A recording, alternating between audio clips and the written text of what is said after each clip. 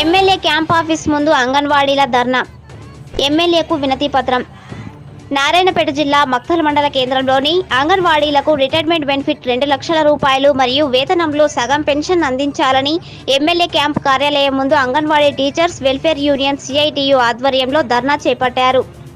అంగన్వాడీలకు గత ప్రభుత్వం ఒప్పందం మేరకు రిటైర్మెంట్ బెనిఫిట్ మరియు 2 లక్షల రూపాయలు ఇవ్వాలని, అదేవిధంగా వేతనంలో సగం పెన్షన్ అందించాలని సిఐటియు జిల్లా కో కన్వీనర్ గోవిందరాజ్, సిఐటియు జిల్లా నాయకులు వెంకటరామిరెడ్డి ప్రభుత్వాన్ని డిమాండ్ చేశారు. అనంతరం అంగన్వాడీ టీచర్స్ వెల్ఫేర్ సమస్యలను రాష్ట్ర ప్రభుత్వం దృష్టికి తీసుకువెళ్లి వెంటనే పరిష్కరించాలని కోరుతూ మక్తల్ శాసనసభ్యులు వాకిటి శ్రీహరి పలు డిమాండ్లతో కూడిన వినతి పత్రాన్ని అందజేశారు. ఈ కార్యక్రమంలో అంగన్వాడీ టీచర్స్ మరియు వెల్ఫేర్ వివిధ సంఘాల నాయకులు పాల్గొన్నారు.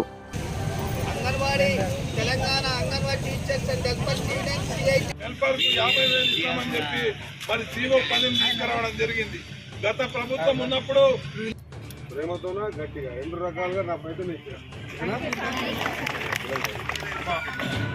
మన అందరి తరఫున నేను మీ వెళ్ళడానికి మన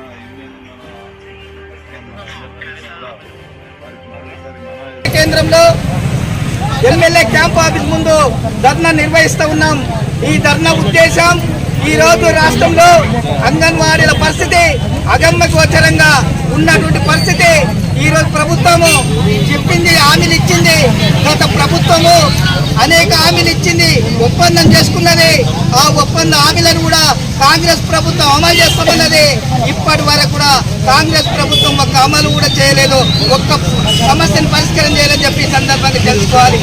ఆ రోజు నుంచే గత మనం ఎన్నో సంవత్సరాల నుంచి పోరాటం చేస్తూ ఉన్నాం.